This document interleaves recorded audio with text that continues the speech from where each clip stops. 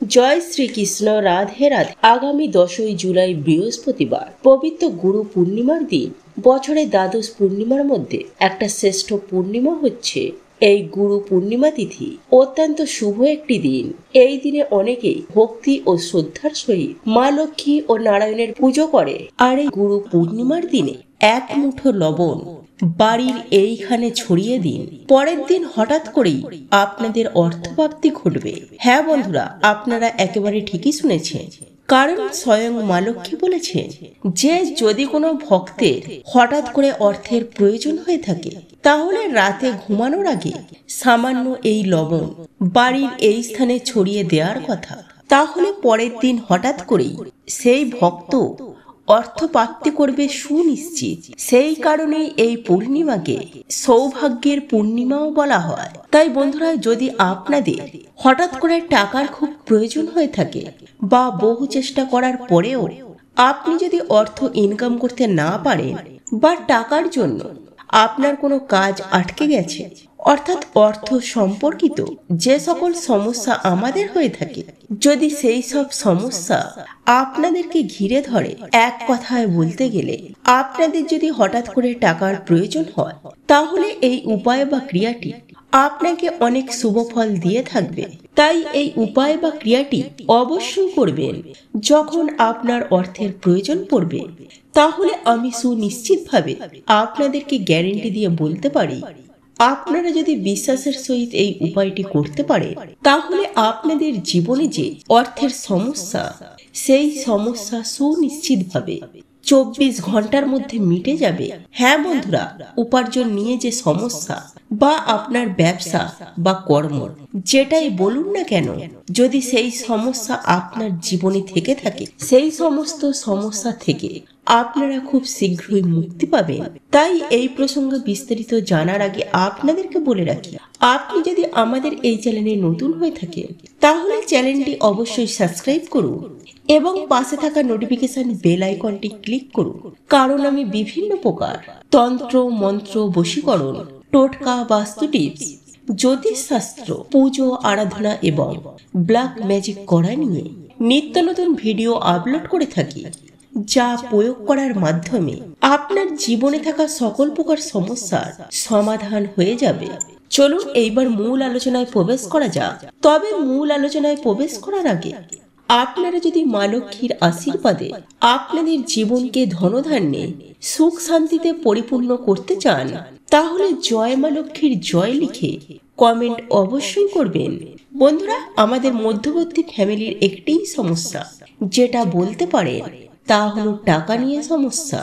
অর্থাৎ আমরা সামান্য টাকার জন্য মধ্যবিত্ত মানুষের জীবন থেকে অনেক কিছু ছেড়ে দিতে হয়। হ্যাঁ বন্ধুরা, মধ্যবিত্ত মানুষদের টাকার জন্য অনেক স্বপ্ন পূরণ হয় না সামান্য কিছু টাকার জন্য। অর্থাৎ মধ্যবিত্ত মানুষেরা টাকা জোগাড় করতে পারে না, আবারও কারোর কাছে হাত পাততেও পারে না। তাই এই ক্ষেত্রে আজকের এই উপায় বা ক্রিয়াটি অবশ্যই করুন।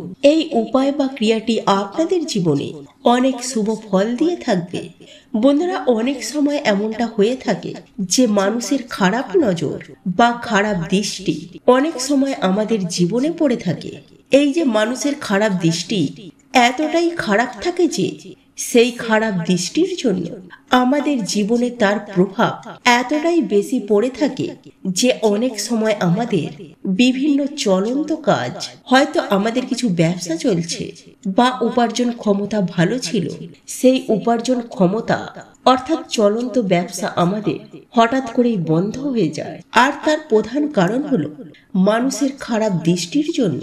এবং অনেক সময় তার উপরও এমনটি হয়ে থাকে যে কিছু খারাপ শক্তি বা অশুভ শক্তি বা নেগেটিভ এনার্জি আমাদের জীবনে তথা আমাদের পরিবারে এতটাই পড়ে থাকে যার থেকে পজিটিভ শক্তি বেড়ে উঠতে পারে না। আর সেই ক্ষেত্রে আমাদের বাড়িতে আয় উন্নতি হয় না। হ্যাঁ বন্ধুরা, সেই সকল বাড়ির কোনো মানুষ সফলতাও পায় না, আয় উন্নতি করতে পারে না, এমনকি কর্মক্ষেত্রে সাফল্য আসে না। বিভিন্ন জায়গায় তারা বাধার সম্মুখীন হয়ে থাকে। আবারও অনেক সময় এমন হয়ে থাকে যে না বলা এমন কিছু কিছু ছোট বাধা আমাদের জীবনে চলে আসে যার দরুন আপনার জীবন একেবারে ছারখার হয়ে যায়, অর্থাৎ আপনি কি করবেন কি করবেন না সেটাও ভেবে উঠতে পারেন না। আর এই সকল কিছুই হয়ে থাকে অশুভ শক্তি, নেগেটিভ এনার্জি এবং লোকের খারাপ দৃষ্টির জন্য। কারণ আমরা আপনারা প্রত্যেকেই জানি যে গাছের ছাই আর মানুষের হাই এতে কোনোদিন ভালো হয় না। বন্ধুরা, আপনারা একটু লক্ষ্য করে দেখবেন, কোনো গাছের ছাওয়ায় ছোট চারা গাছ বেড়ে উঠতে পারে না। আবার দেখবেন মানুষের হাই উদাসে কোনো মানুষেরও আয় উন্নতি হয় না। যাই হোক বন্ধুরা, একজন মানুষের ভাগ্য অনেকটা নির্ভর করে তার ওপরে থাকা শক্তির জন্য বা তার বাড়িটিতে থাকা, অর্থাৎ যে বাড়িতে সেই ব্যক্তি থাকে কিংবা সেই জায়গায় বসে সেই ব্যক্তি কাজ করছে।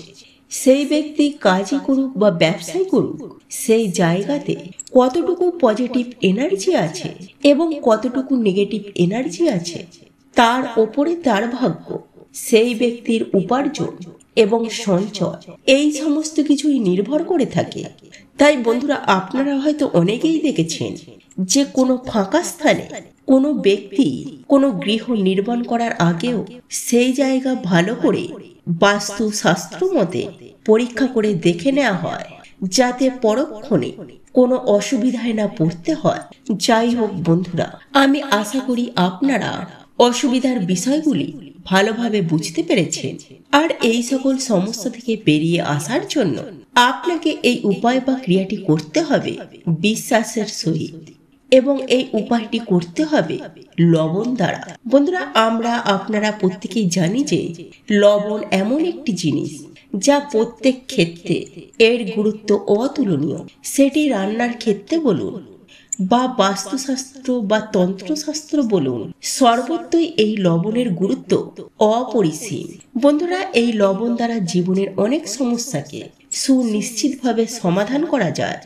আর এই লবণকে বিভিন্ন তন্ত্রবিদ্যাতেও ব্যবহার করা হয়, কারণ এই লবণের মধ্যে আছে অনেক শক্তি। বিশেষ করে নেগেটিভ শক্তিকে দূর করার জন্য, অর্থাৎ অপশক্তি ও নেগেটিভ শক্তিকে দূর করার জন্য এই লবণকে ব্যবহার করা হয়। বন্ধুরা, এই লবণের ব্যবহারে অশুভ শক্তিগুলিকে একেবারে ছটপটিয়ে ধ্বংস হয়ে যায়। তাই বন্ধুরা, এই উপায় বা ক্রিয়াটি আপনাদেরকে লবণ দ্বারাই করতে হবে। আর যদি আপনার বাড়িতে বাস্তুদোষ থেকে থাকে, তাহলে সেক্ষেত্রে আপনার বাড়ি যেখানে বাথরুম রয়েছে সেখানে একটি বাটিতে খানিকটা লবণ রেখে দেবেন, এবং ওই লবণটি কিছুদিন রাখার পর আপনারা আপনাদের বাথরুমে যেখান থেকে জল বেরিয়ে যায় সেখানে লবণটিকে ফেলে দেবেন। আবারও পুনরায় কিছুটা ওই বাটিতে লবণ রাখবেন। বন্ধুরা, বাথরুমে যদি লবণ রাখা হয় তাহলে শাস্ত্রমতে মনে করা হয় যে বাড়ি থেকে অনেক উপকার, বাস্তুদোষ দূর হয়ে যায়।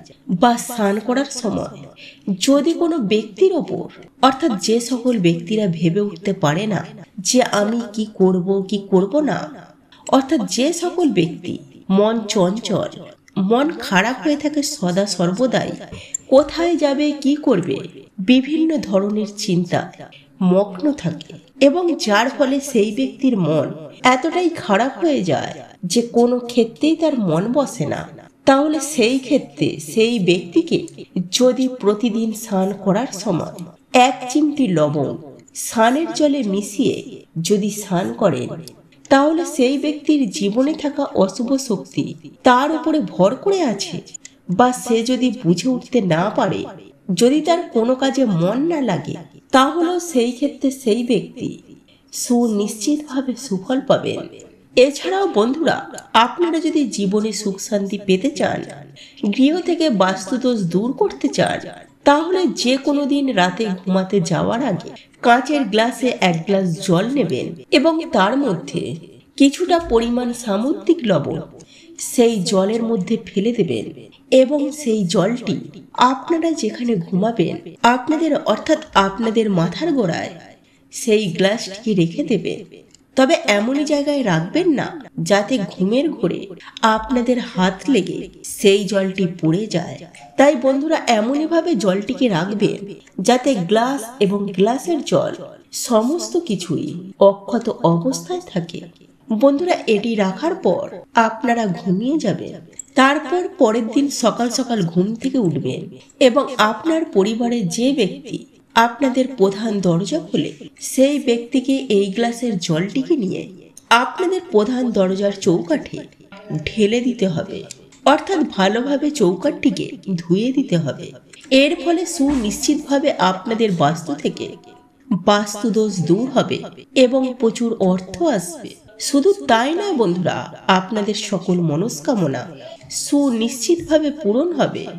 আপনারা এতটাই সুফল পাবেন, দেখবেন আপনারা নিজেরাই চমকে উঠবেন। জীবনে অর্থ, সুখ, শান্তি, সৌভাগ্য সমস্ত কিছুই আপনারা পাবেন। সেই সঙ্গে আপনারা সুস্বাস্থ্যের অধিকারী হবেন। এক কথায় বলতে গেলে আপনারা রাতারাতি কোটিপতি হয়ে যাবেন, অখণ্ড সৌভাগ্যের অধিকারী হবেন, সারা জীবন রোগ মুক্ত হয়ে টাকার গদিতে বসে থাকবেন। তাই বন্ধুরা, আপনাদের যদি হঠাৎ অর্থের প্রয়োজন থাকে তাহলে এই উপায় বা ক্রিয়াটি অবশ্যই করুন। তো এই ছিল আমাদের আজকের ভিডিও। ভিডিওটি কেমন লাগলো তা কমেন্ট করে অবশ্যই নিজের মতামত জানাবেন। ভালো লেগে থাকলে অবশ্যই একটি লাইক করবেন। কমেন্টে ভক্তি, ভালোবাসা ও শ্রদ্ধার সহিত জয় মা লক্ষ্মী দেবীর জয় বা জয় শ্রীকৃষ্ণ রাধে রাধে একটি বারের জন্য হলেও লিখে যাবার জন্য অনুরোধ জানাচ্ছি। আর আপনি যদি আমাদের চ্যানেলে নতুন দর্শক হয়ে থাকে তো বিশেষভাবে অনুরোধ করব চ্যানেলটি অবশ্যই সাবস্ক্রাইব করে পাশে থাকা নোটিফিকেশন বেল আইকনটি অন করে রাখবেন। তাহলে সকলে সুস্থ থাকুন, ভালো থাকুন, পরম করুণাময় ঈশ্বরের অশেষ কৃপায়। তো আবারও কথা হবে আপনাদের সাথে নতুন কোনো ভিডিওর বিষয় নিয়ে।